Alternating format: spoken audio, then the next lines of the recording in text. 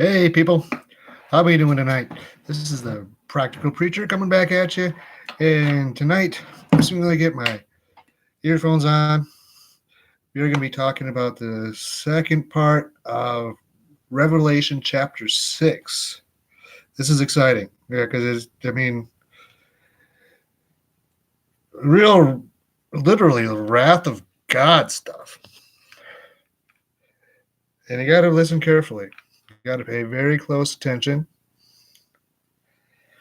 Well, not so much to me, but to the words of Scripture. That's where this is all coming from. Okay, how's that? Can you still hear me? Hope so, because I'm going to keep going. First, if you haven't watched last week's video about the 4 horsemen of the apocalypse, click on that link right there, and it'll be there. I'll put the link in it when I'm done here, but it'll go back to the 4 horsemen of the apocalypse and get you started, so we know what we're talking about. But to sum up, we have people of power, for first horseman. Okay. And then we have the power elite doing their thing, getting themselves in trouble, starting wars, starting things, and then you got war, and then pestilence, famine, like I said, wrath of God stuff. And that's a tribulation. Okay, that's the first part. And then today, God opens the 5th seal, and under the altar, near the throne of God, John sees the faithful who have died so far in the tribulations so far. But he says, we're not done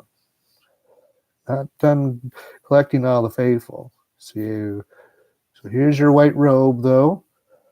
Recognize that's, white robe is white, it's pure, so it's a purity, victory in their faith. But the big thing is right here, look, those are the faithful. Those are people who died for their faith during the tribulation. Okay? That. I don't know where you normally come down, or, because pre-trib, during the trib, post-trib, whatever. During the tribulation. I maintain, and I've said this before, not everybody likes to hear this, but tribulation, revelation, only makes sense if they're faithful involved. I'm going to repeat that. It only makes sense if there are faithful involved. Often that means dying for your faith. But it's why during these times that John's talking about, whenever they occur, whether you believe they're occurring now, 1,000 years from now, whatever,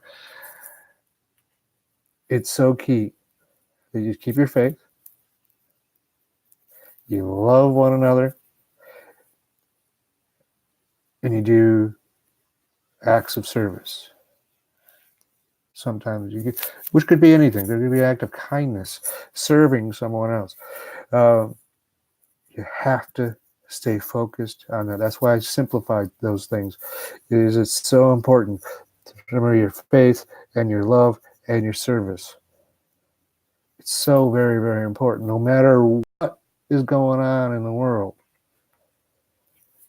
No matter what is going on in your neighborhood, whatever is going on in your family, whatever, it's so very important to maintain your faith and to maintain your love for your neighbor and to keep serving, because all 3 of those go together and bolster one another and bolster, and most importantly, keep you faithful and keep moving forward as a Christian, no matter what the storms look like.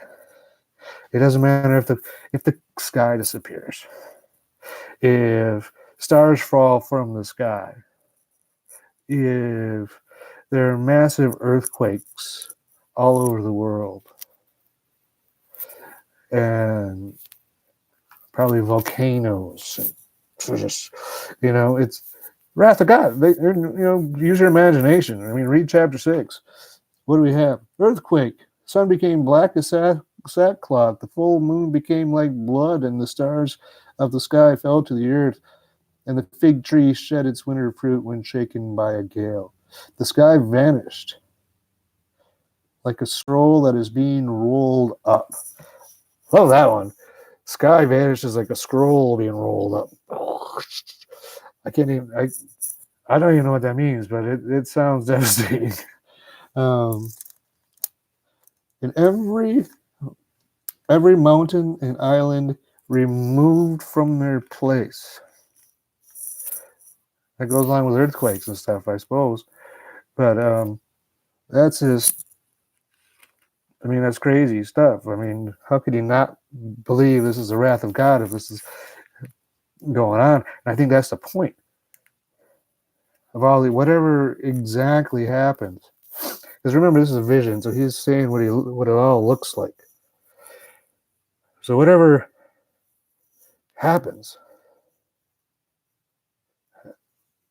after the wars and the pestilence and the famine, whatever happens after that is going to be undeniable wrath of God stuff. And the leaders of the earth and the kings of the earth and the great ones and the generals and the rich and the powerful and every slave and free are going to go into hiding and going underneath mountains and just praying that the mountains will fall down upon them so they don't have to face the wrath of God. Okay? And God's just getting warmed up. And it's shortly after this wrath of God tribulation stuff happens that we enter chapter 7. And I'll talk more about this next week, where you have the 144. Then you have the uncountable multitude from all over the world. And all these people are the faithful that die during these times in their faith. And they get brought before God. And you'll see that next week. So, just to recap, during the first part of the tribulation, a whole bunch of faithful people are going to die. And they're going to be brought to the altar in heaven. And they're going to go, who's going to avenge us? Come on, man. Okay, they don't say that. But, avenge us, please. And they're given their robes and told to wait a little while. Because basically God's not done. He's waiting for it all to be done. But they're already there. The faithful will die during the first part with the 4 horsemen. More will die in the second part with the earthquakes and other natural disasters. So keep reading. We're on Revelation chapter 6. Next week it'll be Revelation chapter 7. And I'll try to keep it as simple as I can. Some of it's kind of complicated. But I keep trying to keep this as simple as I can. And I appreciate y'all watching. Be sure to come in next week. And as always, don't forget to like the video, share the video, subscribe to the channel, and share away. Seriously. So remember, God loves you. We love you. I love you.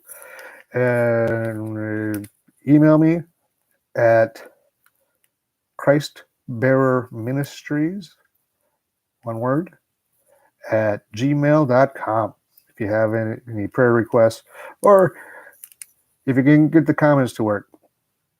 leave a comment. Appreciate it. See you next week. God bless, and keep your faith.